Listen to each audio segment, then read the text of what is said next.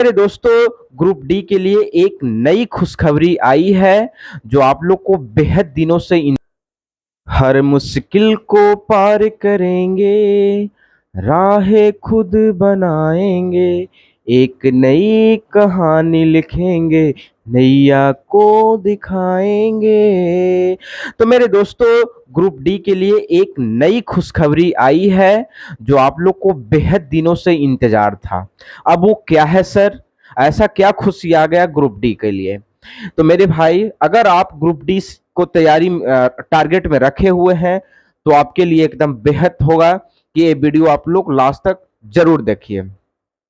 मेरे दोस्तों, मेरा जो वीडियो देखता है मिडिल क्लास के लोग ही देखता है, गरीब परिवार ही देखता है। बड़े बड़े लोग क्यों देखेगा? क्योंकि उनको ग्रुप डी से मतलब थोड़ी है। वो बड़ा बड़ा एग्जाम फोड़ेंगे ना, यूपीएससी क्रैक करेंगे, वो क्रैक करेंगे। मेरा जो मोटिव रहता है कि लोगों के छोटा से छोटा फैमिली, मिडिल क्लास गरीब परिवार के लोगों को मदद करें और उनको बताएं कि क्या नोटिफिकेशन आया है। बड़े लोग तो क्या देखते हैं, है ना? वो लोग तो देखेंगे ही नहीं। तो चलो मेरे भाई, तो ये वीडियो आप लोग के लिए है और आपको सपोर्ट करने के लिए हम बहुत आगे रहते हैं। जो भी नोटिफिकेशन आता है हम आपको बताते हैं। सबसे पहली बात कि ग्रुप डी का खुशखबरी क्या है सर, ये तो बताइए। तो सबसे पहले खुशखबरी है कि आपका नई वैकेंसी आने वाली है, ठीक है। और दुख की बात है कि अभी तक पहला का एग्जाम हुआ नहीं है और यही सब बात है। तो चलिए हम इसको डिस्कस करते हैं। तो जो नए हैं तो चैनल को प्लीज सब्सक्राइब कर लीजिएगा, बेल आइकन को प्रेस कर लीजिएगा और शेयर जरूर करिएगा मेरे भाई। ऐसा नहीं कि आप छोड़ दीजिएगा, आपको शेयर करना पड़ेगा ताकि बहुत सारे बच्चे के पास पहुंच सके। ठीक है मेरे भाई। तो हम आज ग्रुप डी की बात करते हैं। देखिए, ग्रुप डी का एग्जाम काहे नहीं हो पा रहा है? आरआरबी आरआरबी ग्रुप डी का एग्जाम काहे नहीं हो पा रहा है?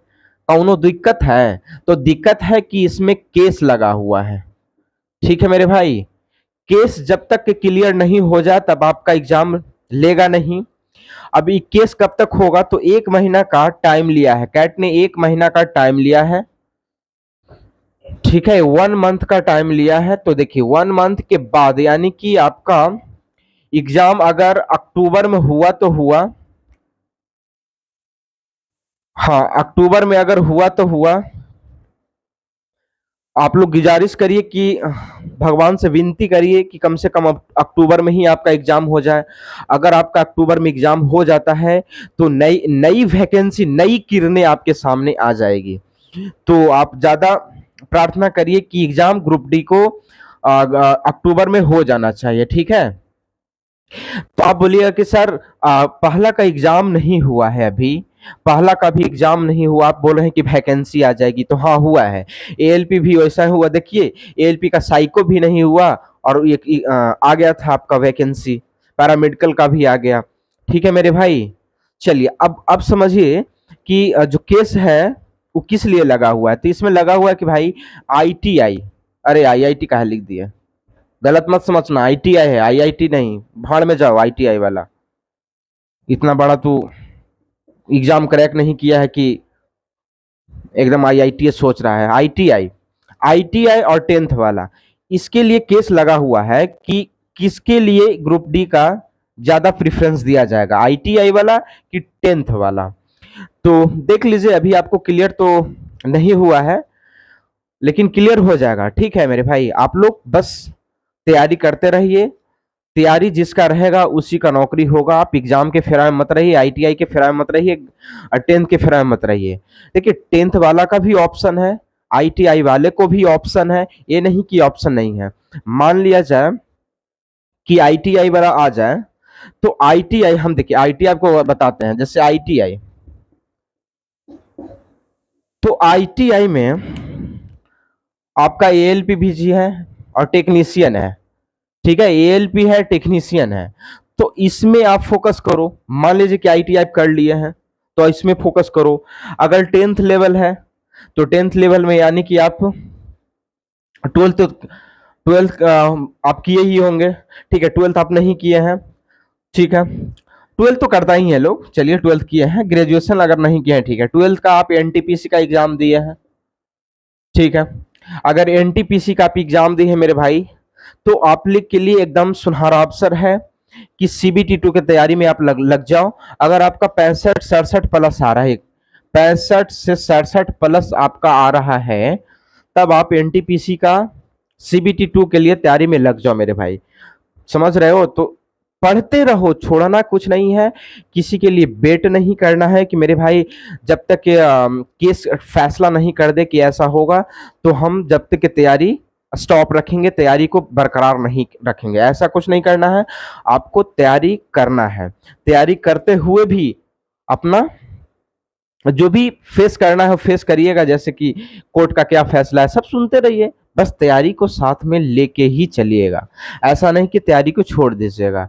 ठीक है मेरे भाई? तो आपको क्लियर हुआ कि इसका एग्जाम अक्टूबर में होगा, तो होगा, अक्टूबर में हो जाना चाहिए। ठीक है मेरे भाई? ग्रुप डी का एग्जाम अक्टूबर में हो जाना चाहिए। एनटीपीसी के लिए आप तैयारी करते रहिए, ये भी आपका नवंबर में एग्जाम ले लेगा CBT2 का। ठीक है मेरे भाई? जो भी डाउट हो, जो भी क्यूरी है, आप मेरे को कमेंट करो। और सभी लोग, जितना भी लोग वीडियो देख रहे हैं, सब लोग कमेंट करिएगा। और मेरे भाई तैयारी कैसे करना है, चाहे आप ग्रुप डी की तैयारी कर रहे हो, चाहे LP का जो जो भी चीज का तैयारी कर रहे हो, टेक्नीशियन का, रेलवे का, जो भी का तैयारी आप कर रहे हो, तो देखिए आपका स्ट्रैटेजी होना चाहिए कि पहले आप सिलेबस को खत्म करिए। ठीक है? सिलेबस खत्म करने के बाद जो भी सब्जेक्ट पे सिलेबस खत्म कर लिए, उसका सेक्शनल मॉक टेस्ट लगाइए। जैसे सेक्शनल में क्या बोल रहे हैं, जैसे आपका मैथ खत्म हो गया, ठीक है, मैथ खत्म हो गया, तो मैथ में आप परसेंटेज का सेक्शनल मॉक टेस्ट लगाना है। ठीक है? प्रॉफिट एंड लॉस का सेक्शनल मॉक टेस्ट लगाना है। एक बार में नहीं लगाना है, एक बार जब क्लियर पूरा हो जाए तभी आप लगाइएगा, नहीं तो अभी सेक्शनल मॉक टेस्ट लगाइए। ठीक है? अब जैसे साइंस की बात करते हैं, साइंस में जैसे इलेक्ट्रिसिटी आप पढ़ लिया, ठीक है, तो इलेक्ट्रिसिटी का P/Q क्वेश्चन लगाओ, देखो कि हमसे बन रहा है कि नहीं। नहीं बन रहा है तो फिर से लेक्चर देखो। ठीक है? नहीं तो फिर से अपना थ्योरी पढ़ो, ये करना है। अब रीजनिंग में है, तो रीजनिंग में अब जब से ब्लड रिलेशन खत्म कर लिए, ब्लड रिलेशन खत्म कर लिए, तो ब्लड रिलेशन खत्म करने के बाद इसको सेक्शनल मॉक टेस्ट लगाना है। जी हाँ, जब तक सेक्शनल मॉक टेस्ट नहीं लगाइएगा, उसके बाद क्लियर नहीं होगा। आप सोचिएगा कि हम डायरेक्ट एकदम अखाड़ा में ही कूद जाए, तो नहीं होने वाला। आपको सबसे पहले सेक्शनल मॉक टेस्ट लगाइए। सेक्शनल मॉक टेस्ट लगाने के बाद जब आपको लगे कि हाँ हमको 100% क्लियर है, ठीक है, या तो 90% ही क्लियर है, तब आप क्या करिएगा कि फुल लेंथ मॉक टेस्ट लगाना है आपको। प्रीवियस ईयर का क्वेश्चन आप उठाइए, आप टेक्स्ट बुक पे जाइए, चाहे आप प्रीवियस ईयर का क्वेश्चन बैंक जो ले लेते हैं, जो भी पब्लिकेशन का है उसका भी ले लीजिए, तब आप लगाइए फुल लेंथ का मॉक टेस्ट। और फुल लेंथ का मॉक टेस्ट लगाने के बाद आपको क्या करना है, आपको एनालिसिस करना है पूरा एकदम अच्छे से। और जहां भी प्रॉब्लम हो, जहां भी दिक्कत हो, आप उठाइए लेक्चर, किसी का भी आप सब्सक्रिप्शन लिए हो, चाहे हमारे राकेश यादव सर हो, चाहे हमारे आदित्य रंजन सर हो, चाहे हमारे अभिनव सर हो, चाहे हमारे गगन सर हो, किसी का भी आप लिया है सब्सक्रिप्शन, उसको देखो और फिर से मॉक टेस्ट लगाओ। इससे क्या पता चलेगा कि आपका कहाँ पे दिक्कत हो रहा है, कौन सा सेक्शन में दिक्कत हो रहा है, ये सब आपको पता चलेगा मेरे दोस्तों। ठीक है? ये बात आपको दिमाग में अटी कि नहीं अटी? ठीक है? अट गई होगी तो इस चैनल को सबसे ज़्यादा प्यार दीजिए, सपोर्ट करिए और इसको शेयर ज़रूर करिएगा उन भाइयों के पास, उन बहनों के पास, ताकि इस वीडियो का उनको ज़रूरत हो। उनको पता चले कि कब ग्रुप डी का एग्ज़ाम होगा, कब उनका NTPC का एग्ज़ाम होगा, हर चीज़ उनको पता चल जाए मेरे भाई। तो आपसे यही गुजारिश है कि आप इस वीडियो को ज़्यादा से ज़्यादा शेयर करिएगा। शेयर करने में कतई आपको अस्कती नहीं करना है, ठीक है, कंजूसी नहीं करना है। आप इस वीडियो को ज़्यादा से ज़्यादा शेयर करिए। ठीक है मेरे भाई? तो मिलते हैं अगले एपिसोड में, तब तक के लिए जय हिंद, जय भारत मेरे दोस्तों।